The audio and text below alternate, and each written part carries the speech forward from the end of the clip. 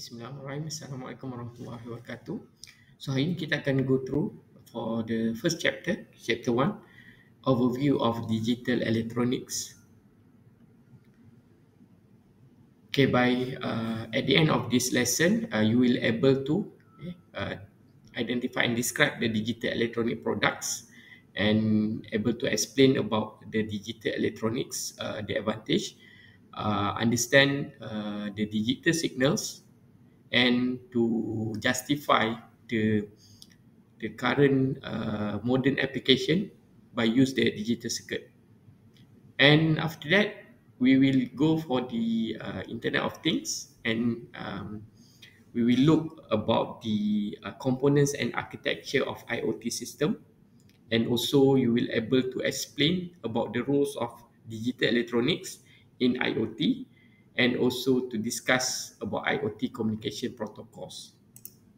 Okay, let's go for the first topics. Okay, the overview of digital electronics. So we need to understand the concept of digital electronics itself, which is it deals with electronic circuits and that operate using digital signals. Okay, nowadays most of the device is based on the digital signals. So the important is the form of the foundation itself in modern computing, communication, and also automation. So in terms of applications, it being used in a lot of products, okay, such as computers, smartphone, microcontrollers, communication system, and also embedded service. So let's take a look about the digital products. So as we know that nowadays, every single electrical product is about digital products. Okay, so for example, we have the computers and laptop. Okay, and then we also have smartphones, digital clocks, and a smartwatch. Okay, and then we also have when we're talking about IoT, we still have microcontrollers and also embedded system. Embedded system is the system is we can found in our home appliance, such as in washing machine and so on. Okay, and also the gaming, and also for the smart TV.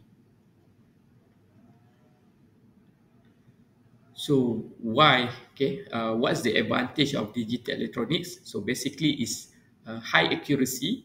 Okay, is less signal degradations compared to analog. Okay, ease of storage and processing. So when we have digital electronic, we can store in cloud and any other storage. Okay, and then it's about the noise immunity. Okay, so digital signals are quite less affected by the noise, okay, compared to the analog.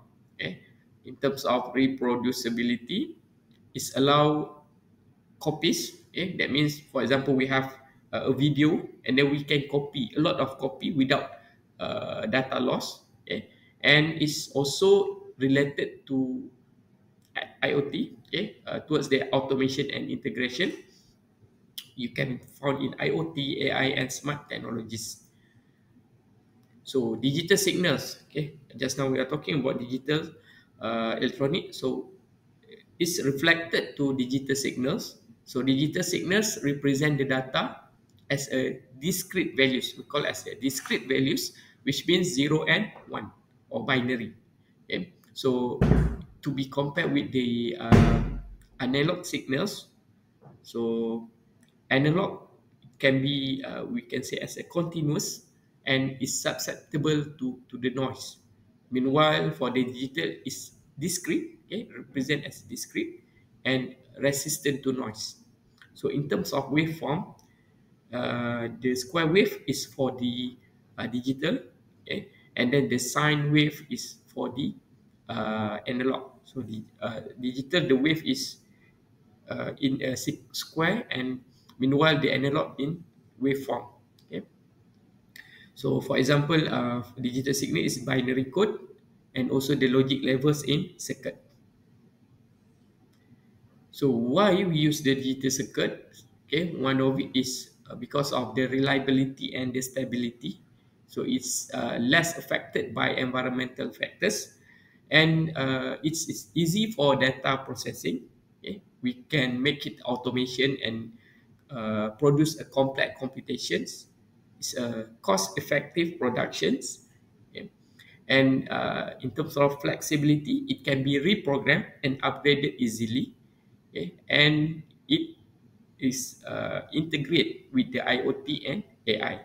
Okay. So nowadays we are talking about IoT, AI. So that's the importance of digital circuits.